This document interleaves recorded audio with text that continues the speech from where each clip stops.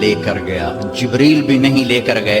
اوپر کا جو آپ نے سفر کیا ہے وہ جبریل کا ہاتھ پکڑ کے نہیں، ان کے کندھوں پر بیٹھ کر نہیں، ان کے پروں پر بیٹھ کر نہیں، اللہ کی قدرت کن کے ساتھ آپ جبریل کے ساتھ گئے ہیں تو ملکیت کا لباس آپ کو پہنایا گیا اور اپنے ساری فضا کو پار کیا۔ آج یہ سائنس کا نیا علم آیا ہے کہ اگر کوئی سواری ٹائم کی رفتار سے زیادہ ہو جائے تو ٹائم اس کے لیے زیرو ہو جاتا، ٹائم زیرو ہو جاتا۔ اگر 1,86,000 میل پر سیکنڈ سے کوئی سواری زیادہ تیز ہو جائے تو ٹائم اس کے لیے زیرو ہو جاتا ہے۔ یہ آج کے امکانیات بتائے جا رہے ہیں، اور یہ میرے نبی کا سفر اسپیس کو، راکٹ کو، شٹل کو، ہر چیز کے لیے راستہ دے رہا ہے کہ یہ ہو سکتا ہے، یہ ہو سکتا ہے، خلائی تسخیر ہو سکتی ہے، خلائی سیاروں تک جانا ہو سکتا ہے۔ لیکن آپ کی پہلی منزل پہلا آسمان، آدم علیہ السلام نے استقبال کیا۔ دوسرا آسمان یحییٰ علیہ السلام، زکریا علیہ السلام، عیسیٰ علیہ السلام نے استقبال کیا۔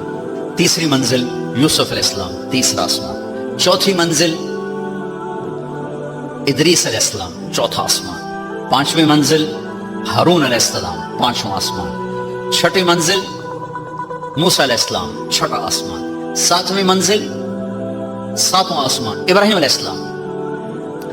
ہر آسمان پر نبی کھڑے ہوتے تھے پھولوں کے ہار لے کر، یہ میرا اضافہ ہے استقبال کے لیے، اور ہر نبی کہتے ہمارے بھائی آ گئے، ہمارے نبی آ گئے، ہمارے بھائی آ گئے، ہمارے نبی آ گئے۔ اب ساتویں آسمان پر پہنچے تو ریسیپشن کوئی نہیں۔ جب میں ابھی آیا تو سارے آپ کے افسران وہاں کھڑے ہوئے تھے، ریسیپشن۔ ساتویں آسمان پر ایک بڑے میاں، ایک بیت اللہ ہے، اس کی یوں ٹیک لگا کر نہ بیٹھے ہوئے اور اس طرح ہاتھ رکھ کے بیٹھے، سفید داڑھی یہاں تک آ رہی، اور اس بیت اللہ کا طواف ہو رہا ہے، فرشتے طواف کر رہے ہیں۔ آپ پوچھتے ہیں یہ بڑے میاں کون ہیں، یہ بزرگ کون ہیں؟ تو جبریل کہتے ہیں یہ آپ کے دادا ابراہیم علیہ السلام۔ اگر اللہ چاہتے تو ابراہیم بھی کھڑے ہوتے وہاں، کیونکہ مرتبہ تو ہمارے نبی کا بڑا ہے، رشتہ ابراہیم کا بڑا ہے، مرتبہ ہمارے نبی کا بڑا ہے، لیکن ان کو بٹھایا، ان کو چلایا۔ یہ میری بات آپ غور سے سنیے گا، ان کو بٹھایا، ان کو چلایا۔ ساری کائنات حضرت ابراہیم علیہ السلام سے بھر جائے، ہمارے نبی کے برابر نہیں ہو سکتی۔ ساری کائنات ملائکہ سے بھر جائے، ہمارے نبی کے ایک بال کے برابر نہیں ہو سکتے۔ جس کو اللہ حبیب بنائے وہ کیا ہوگا؟ جس کے چہرے کی قسمیں والضحیٰ، جس کی زلفوں کی قسمیں واللیل اذا سجا، جس کے شہر کی قسم وہذا البلد الامین، جس پر اتری کتاب کی قسم قاف والقرآن المجید، جس کی جان کی قسم لعمرک انہم لفی سکرتہم یعمہون، جس کا وکیل صفائی بن کے قسم والنجم اذا ہوا ما ضل صاحبکم وما غوا، جس کو تسلیاں دینے کے لیے قسم والضحیٰ واللیل اذا سجا ما ودعک ربک وما قلا، جس کے بول کی قسم وقیل ہی یا رب ان ہؤلاء قوم لا یؤمنون، جس کو رحمت للعالمین کا ٹائٹل وما ارسلناک الا رحمت للعالمین وما ارسلناک الا کافۃ للناس بشیرا ونذیرا، جس سے اللہ لاڈ سے کبھی محمد، کبھی احمد، کبھی ماہی، کبھی حاشر، کبھی عاقب، کبھی فاتح، کبھی خاتم، کبھی ابو القاسم، کبھی طٰہٰ، کبھی یاسین، کبھی مزمل، کبھی مدثر، کبھی شاہد، کبھی مبشر، کبھی نذیر، کبھی داعی الی اللہ، کبھی سراج منیر۔ دیکھو تو صحیح اللہ کیا لاڈ کر رہا ہے اپنے نبی کے ساتھ۔ اللہ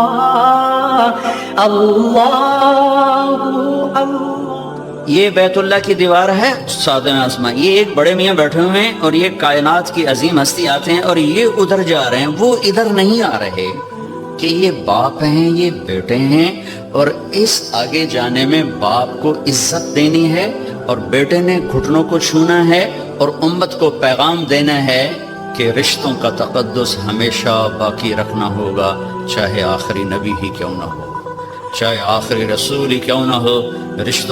رشتوں کو تولا نہیں جا سکتا، ناپا نہیں جا سکتا، پیسوں پہ نہیں تولنا، رشتہ رشتہ ہوتا ہے۔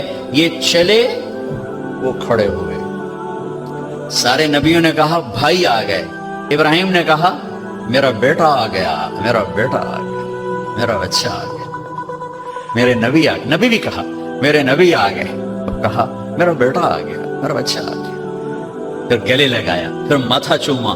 یہ کسی نے نہیں کیا، یہ ابراہیم نے کیا، گلے لگایا، ماتھا چوما، اگر وہ نہ کیا، ایک پیغام ڈیلیور کیا کہ میرے نبی آپ اتنے مقام کے ہو کر بھی اپنی امت کو پیغام دیں کہ اپنے باپ کے آگے سر جھکائیں، اپنی امت کو پیغام دیں کہ ماں باپ کے رشتے کے سامنے اولاد کو بھی جھکنا پڑتا ہے۔ ابراہیم ملے اور اب جانے لگے تو کہا بیٹا اپنی امت کو میرا سلام کہہ دینا۔ سبحان اللہ، یہ رشتہ بہت گہرا تھا کہ اپنی امت کو میرا سلام کہنا، اور انہیں کہنا جنت خالی زمین ہے اور اس کے باغ باغیچے سبحان اللہ الحمدللہ لا الہ الا اللہ اللہ اکبر ہیں، جتنا کہیں گے اتنے درخت وہاں لگتے جائیں گے۔ اب سدرۃ المنتہا پہنچے تو ایک آج کی اس میں آج کے لہجے کی گفتگو کہ جبریل نے کہا یا رسول اللہ آگے میرے پاس ویزا کوئی نہیں، آگے اور جہان ہے، ملکوتی جہان بھی ختم، ملائکہ کا جہان، سدرۃ المنتہا، یوں سمجھو جبریل اپنے گھر میں کہہ رہے ہیں یا رسول اللہ اس سے آگے میرے پاس ویزا کوئی نہیں، میں نہیں جا سکتا۔ کہا میں اتنا بھی آگے جاؤں گا نا ایک بالش تو میں جل کے راکھ ہو جاؤں گا، میں نہیں جا سکتا۔ تو یہاں آ کر ملکوتی حیثیت بھی ختم ہو کر کوئی اور حیثیت آپ کو عطا کی گئی، وہ اللہ جانے، اللہ کا حبیب جانے۔ عرش تک پہنچنے میں پہلی ہستی کامیاب ہو رہی ہے، جبریل بھی کہہ رہے ہیں آگے نہیں جا سکتا یا رسول اللہ، بس ختم، میں ختم۔ عرش پہلی دفعہ اس کے دروازے کسی ہستی کے لیے کھل رہے اور آپ کے قدم عرش پہ پڑ رہے ہیں، اور چوتھی منزل آپ کی اللہ اور حبیب اللہ ہیں کہ اللہ نے سارے پردے ہٹا کر اپنا آپ دکھا کر کہا السلام علیکہ ایہا النبی ورحمۃ اللہ وبرکاتہ، اے میرے محبوب آپ کا رب آپ کو سلام پیش کرتا ہے۔ اور یہاں حبیب اور حبیب اللہ میں ملاقات ہے، ثم دنا فتدلی فکان قاب قوسین او ادنی۔ یہ لفظ آپ نے سنا ہوگا قاب قوسین، قاب قوسین۔ میں آپ کو آج اس کی تصویر بنا کے دکھاتا ہوں کہ قاب قوسین کا مطلب کیا ہے۔ عربوں میں اکثر لڑائی ہوتی رہتی تھی، جب ان میں صلح ہوتی تھی تو قبیلوں کے سردار کٹھے ہوتے تھے اور صلح ہو رہی۔ صلح کیسے ہوتی تھی؟ یہ ایک کمان ہے عرب سردار کے ہاتھ میں، یہ دوسری کمان ہے دوسرے عرب سردار کے ہاتھ میں، ان دونوں کی لڑائی ہے۔ یہ دو عرب سردار ان میں صلح کروا رہے ہیں، یہ دو ساتھ ان کے اس صلح کو پورا کرنے کے لیے آ رہے ہیں۔ اب یہ ایک محفل ہوتی تھی تو ایک عرب سردار اٹھ کے اپنی کمان یوں کرتا تھا، یہ کمان کا وہ دھاگا ہے جس کے اوپر تیر کھینچا جاتا تھا، اور یہ وہ لکڑی ہے، ٹھیک ہوگی یہ۔ اب یہ یوں آ کر اپنی کمانوں کے سرے یوں ملا دیتے تھے۔ آپ دیکھ رہے ہیں سارے، یہ قوس، یہ قوس، قوس کہتے ہیں کمان کو، یہ قاب ہے، یہ قاب، قاب قوسین، دو کمانوں کی قاب، یہ اور یہ اور یہ قاب، اور یہ قوس، یہ قوس۔ تو اس ملنے کو عربی میں کہا جاتا ہے قاب قوسین، کہ اب جیسے دو کمانیں ان کے کنارے آپس میں مل گئے تو یہ سردار بھی آپس میں مل گئے، اب ان میں لڑائی نہیں ہوگی۔ اس محاورے کو اللہ نے اپنے اور حبیب اللہ کے لیے استعمال کیا، فکان قاب قوسین، کہ میرا حبیب میرے قریب ایسے ہوا جیسے دو کمانوں کے کنارے قریب ہوتے ہیں۔ اگلی عجیب بات بتاؤں، او ادنا، او ادنا، اس کی کیفیت صرف اللہ جانتا ہے کہ نہیں میرے حبیب اس سے بھی زیادہ میرے قریب ہو گئے۔ میرے بھائیوں، اس ہستی کو آئیڈیل بنا کے چلو، مزے کرو گے اللہ کی قسم، اور آپ کی نسلیں مزے کریں۔ اگر آپ لوگوں کی جیبوں پہ ڈاکے ڈالتے رہے، نہ آپ سکھی رہو گے نہ آپ کی نسلیں سکھی رہیں گی۔ 60 کی دہائی کے ایک چیئرمین پورے مغربی پاکستان کے ہمارے قریبی رشتہ داروں میں تھے، انہوں نے حرام دولت کے ڈھیر لگا دی، پھر اچانک مر گئے۔ ایک دن ان کا بڑا بیٹا کہہ رہا تھا کاش ہمارا باپ ہمارے لیے حرام اکٹھا نہ کرتا تو کوئی خوشی کا دن ہم بھی دیکھ لیتے۔ اور میں نے اس آدمی سے ان کانوں سے سنا، میں اج مر جاواں میری دھی نو کسی دی پرواہ کوئی نہیں۔ بیٹی کمزور ہوتی ہے نا، بیٹوں کا نام نہیں لیتے، بیٹی میں اج مر جاواں میری دھی نو کسی دی پرواہ کوئی نہیں۔ ہائے ہائے ہائے، اس کا بیٹا کہہ رہا تھا کاش ہمارا باپ ہمارے لیے حرام اکٹھا نہ کرتا تو کوئی خوشی کا دن ہم بھی دیکھ لیتے۔ پیٹ پہ پتھر باندھ لیے کہ میری امت پیسے پر نہ بک جائے، چوپڑی روٹی پراٹھے اور انڈے پر نہ بک جائے۔ 3 دن کے فاقے برداشت کیے، आप बाग में तशरीफ ले गए, खजूरें गिरी पड़ी थी, गंदी खजूरें जो गिर जाती, आपने उठाई, हाय हाय वजह कायनात, सारी कायनात जिनके लिए बनाई, एक गंदी खजूर साफ करके मुंह में रखी। एक साहबी साथ है अब्दुल्ला तो नहीं खाता, कहा या रसूलल्लाह मुझे भूख नहीं। भूख का मसला नहीं था, वो खजूर खाना मुश्किल था जी, मुझे भूख नहीं। कहा अब्दुल्ला मुझे भूख है, आज चौथा दिन है मैंने कुछ नहीं खाया, चौथा दिन, मुझे 8 बजे तक चाय ना मिले मेरे सर में दर्द हो जाता है, मुझे मैं चाय नहीं पीती, सिर पीड़ पै गई है, आज चौथा दिन है अब्दुल्ला मैंने कुछ नहीं खाया। गिरी पड़ी खजूर साफ करके खाई। कस्टम वालों को पैगाम दिया है, पैसा सब कुछ नहीं होता है, इंसानियत बहुत बड़ी मेराज है। अल्लाह का तराजू पैसों को नहीं तोलेगा, तेरे किरदार को तोलेगा, तेरी सच्चाई को तोलेगा, तेरी दयानत को तोलेगा। अल्लाह और हबीबुल्लाह की मुलाकात है, क़ाब क़ौसैन औ अदना। फिर वहां से आपकी वापसी हुई है तो 50 नमाजें लेकर वापस आए। मैं अल्लाह पे कुर्बान जाऊं, अल्लाह ने 5 देने थी, 50 क्यों दी हैं? नमाज की अहमियत बताने के लिए कि नमाज बड़ी अजीम चीज। आगे आपने कुछ कहा ही नहीं, चुप करके वापस आ गए। तो मैंने कहीं पढ़ा नहीं, लेकिन मुझे लगता है अल्लाह ने छठे आसमान पे मूसा अलैहिस्सलाम को खड़ा कर दिया, होगा, चूंकि पढ़ा हुआ नहीं, विजदान है।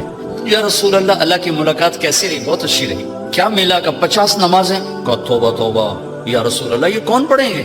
अब वापस जाके थोड़ी कम करवाएं। वापस गए, 5 कट। फिर आगे मूसा खड़े थे, कितनी? 5। नहीं या रसूल, वापस जाए, फिर 5। 9 चक्कर लगे, आना जाना 5।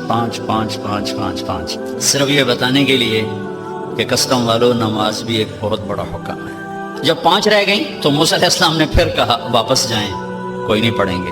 आपने कहा मुझे शर्म आती है, अब 5 कम हो रही, अब जाऊंगा तो 5 कम हो गई तो पीछे क्या बचा, मैं नहीं जाता। तो कहने लगे चलो ठीक, मेरी उम्मत पे 2 नमाजें फर्ज थी, उन्होंने कोई ना पढ़ी, ये कस्टम वाले 5 के थ्रू पढ़ने, एक नहीं पढ़नी, 5 के थ्रू पढ़नी। मैंने कहा नहीं, मैं नहीं, बस अब ठीक। ये फिर गैब से आवाज आई ऊपर से, मेरे हबीब आपने 5 कबूल की, हमारे यहाँ 50 ही हैं, आपकी उम्मत 1 पढ़ेगी 10 लिखी जाएंगी, 1 पढ़ेगी 10 लिखी जाएगी। तो ये वहां से तोहफा लेकर आए। वलक़द रआहु नज़लतन उख़रा इंद सिदरतिल मुंतहा। फिर वापसी पे, मेरा सिंध हो, मेरा बलूचिस्तान हो, मेरा सरहद हो, मेरा पंजाब हो, सच बोलने वाले तो नजर ही कोई नहीं आते। कौन है, कहाँ है? 100 में 10 आदमी नमाजी मिल जाते हैं, 1 करोड़ में 1 सच बोलने वाला नहीं मिलता। सच्चाई, दयानतदारी, रास्तबाजी, रिज़्क़ हलाल खाने वालों के घर में कभी शाम नहीं होती, और धोखा और फ्रॉड और फ्रेब और झूठ और रिश्वत वाले घर में कभी सुबह नहीं होती। अगर मेरे अल्लाह के हाथ में ताकत है तो ये कानून कोई नहीं बदल सकता। यही मेरे रब का कानून रहेगा कि कभी सच्चाई पर खिजा नहीं आती, और कभी धोखे झूठ पर बहार नहीं आती। सच्चाई का सूरज ज़वाल पजीर नहीं होता, और झूठ, जुल्म और सितम का सूरज कभी तुलू नहीं होता, वो हमेशा अंधेरों में इंसान को भटका देता है। तो मैं आप सब भाई बहनों से गुजारिश करूंगा, अपने नबी की जिंदगी ढूंढो, तलाश करो।